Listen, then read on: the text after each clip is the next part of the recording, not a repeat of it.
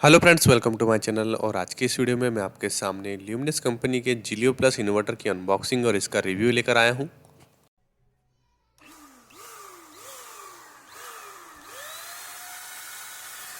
तो चलिए देखते हैं क्या है इसमें खास।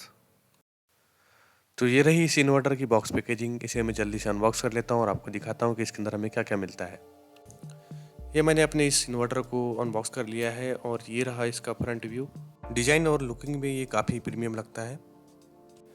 इस इन्वर्टर के साथ में हमें एक यूज़र मैनुअल देखने को मिलता है और इसी यूज़र मैनुअल के साथ में हमें वारंटी कार्ड भी दिया गया है।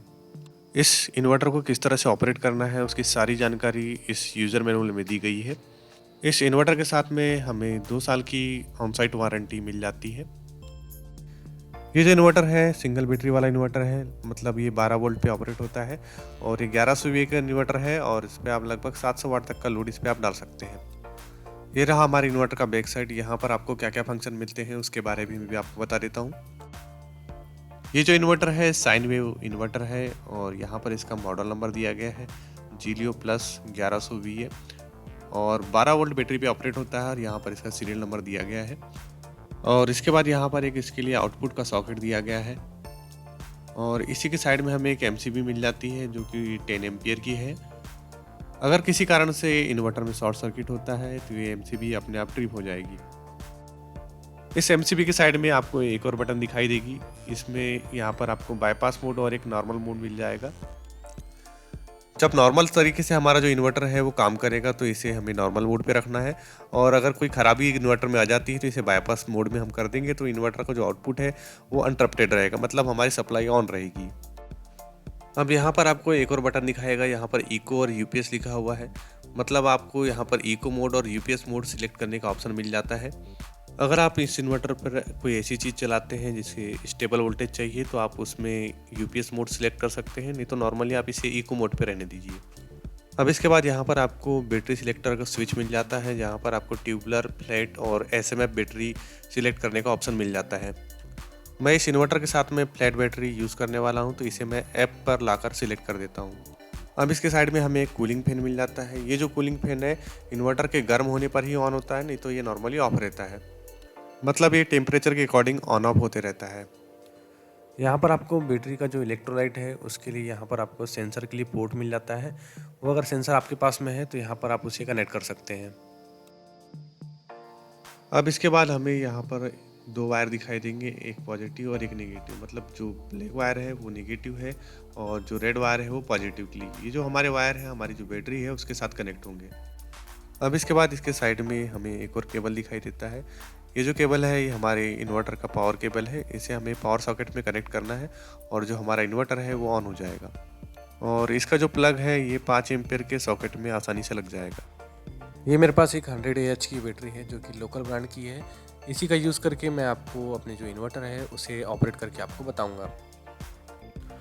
इसके लिए हमें करना ये है कि जो बैटरी का पॉजिटिव पॉइंट है उसमें हमारा जो इन्वर्टर है उसमें जो रेड वाला वायर है उसे यहाँ पर कनेक्ट करना है और उसके बाद जो निगेटिव वाला पॉइंट है उसमें हमारा जो इन्वर्टर का ब्लैक वाला वायर है उसे कनेक्ट कर देना है। उस तरह से हमारे जो बैटरी और इन्वर्टर के कनेक्शन है वो कंप्लीट हो जाएंगे। इतना करने के बाद हमें इसकी जो नट है उसे हमें प्लायर की सहायता से इसे टाइट कर देना है, जिससे कि परमानेंटली अपनी जगह पे फिक्स हो जाएंगे। ये देखिए इस तरह से हमने जो बैटरी और इन्वर्टर के कनेक्शन है उसे कंप्लीट कर लिया है। अब इसके बाद इसका जो पावर केबल है इसे आप चाहे तो पावर सर्किट से कनेक्ट कर सकते हैं। अभी फ़िलहाल मैं इसे कनेक्ट नहीं कर रहा हूँ, मैं आपको बैटरी के ऊपर ही इसमें कुछ चीज़ें जो है वो रन करके दिखाऊँगा। बैटरी से कनेक्ट करने के बाद इस इन्वर्टर में जो सामने में डिस्प्ले लगा हुआ है उसमें ये यहाँ पर आपको डिस्प्ले शो करने लगा है। जैसे कि आपको यहाँ शो कर रहा है 9 आवर और 59 मिनट्स, तो मतलब 10 घंटे का बैकअप आप इस इन्वर्टर से ले सकते हैं इस बैटरी के साथ में। और इसी के साइड में आपको एक बैटरी का सिंबल दिखाई दे रहा होगा। अगर ये बैटरी चार्ज होगी तो इसके जो बार्स हैं वो ऊपर के साइड में जाएंगे और ये डिस्चार्ज होगी तो इसके जो बार्स हैं वो नीचे के साइड में फ्लो करेंगे। और इसी के साइड में आपको एक इको मोड वाला जो आइकॉन दिखाई दे रहा है, मतलब जो मोड हमने इसमें सिलेक्ट किया है, जैसे कि हमने इसके साथ में इको मोड सिलेक्ट किया था और यहाँ पर इको दिखा रहा है। अगर हम इसके साथ में यूपीएस मोड सिलेक्ट करते तो यहाँ पर हमें यूपीएस मोड दिखाई देता। यहाँ पर आपको इसका मॉडल नेम और यहाँ पर इसकी जो ब्रांडिंग है ल्यूमिनस की वो मिल जाती है। और इसी के जस्ट साइड में आपको यहाँ पर एक इसका ऑन ऑफ वाला स्विच मिल जाता है। इन्वर्टर को ऑन करने पर इसमें यहाँ पर आपको ब्लू कलर की जो एलईडी है वो जलती हुई दिखाई देगी। अब इसके बाद हम इस मल्टीमीटर का यूज़ करके हमारा जो इन्वर्टर है उसके आउटपुट को मेजर कर लेते हैं कि हमें इसमें जो आउटपुट में है वो कितना वोल्टेज इसमें मिलता है। इसके लिए हम इस मल्टीमीटर के जो 2 प्रोब है उसे हम अपने इन्वर्टर के आउटपुट पे कनेक्ट कर देते हैं और देखते हैं कि हमें कितना आउटपुट वोल्टेज मिलता है। यहाँ पर आपको 214 वोल्ट लगभग इसमें आउटपुट में आपको मिल रहा है। चलिए इसके बाद हम इस इन्वर्टर के साथ में कुछ आउटपुट में लोड लगा करके इसकी टेस्टिंग कर लेते हैं। ये मेरे पास एक पेंट स्प्रेडर मशीन है जो लगभग 550 वाट की है। इसे मैं इस इन्वर्टर पर आपको ऑन करके दिखाता हूँ। इसके लिए हम इसके प्लग को अपने इन्वर्टर के साथ में कनेक्ट कर लेते हैं।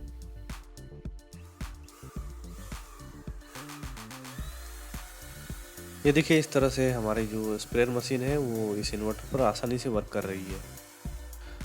अब इसके बाद मेरे पास ये HP का 1005 प्रिंटर है और ये लगभग 250 वाट पर ऑपरेट होता है। तो चलिए हम इसका यूज़ हम अपने इन्वर्टर में करके देखते हैं कि ये ऑपरेट होता है या नहीं। ये हमने अपने प्रिंटर का पावर केबल अपने इन्वर्टर के साथ में कनेक्ट कर दिया है और इस तरह से हमारा जो प्रिंटर है उसमें पावर आ चुका है। यहाँ पर हमें जो रेडी है वो दिखाई दे रहा है। ये हमारे इन्वर्टर का यूज़र मैनुअल है। इसी का प्रिंट आउट मैं आपको निकाल करके दिखाता हूँ। ये देखिए ये हमारे जो प्रिंटर है उसमें से इसका प्रिंट आउट जो है वो बाहर निकल गया है और ये हमारे इन्वर्टर पर अच्छी तरह से वर्क कर रहा है। अगर आप अपने घर में या अपनी शॉप में इस प्रिंटर को इन्वर्टर पर रन करना चाहते हैं तो ये इन्वर्टर आपके लिए बेस्ट रहेगा। आप इस इन्वर्टर के साथ में 100 से लेकर के 200 या 220 एएच तक की जो बैटरी है उसका यूज़ कर सकते हैं।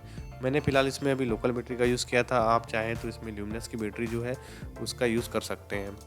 मैंने इस इन्वर्टर को अमेजन से ऑनलाइन परचेज़ किया था। अगर आप चाहते हैं इसे ऑनलाइन परचेज़ करना तो उसका जो लिंक है मैंने आपको डिस्क्रिप्शन में दे दिया है, वहाँ से जाके आप इसे ऑनलाइन परचेज़ कर सकते हैं। और आज की वीडियो में बस इतना ही। अगर आपके कुछ क्वेश्चन होंगे इस वीडियो से रिलेटेड तो आप मुझे कमेंट बॉक्स में पूछ सकते हैं। और ये वीडियो आपको पसंद आया होगा तो इस वीडियो को लाइक कीजिए, शेयर कीजिए और मेरे इस चैनल को सब्सक्राइब कीजिए। वीडियो देखने के लिए आपका धन्यवाद।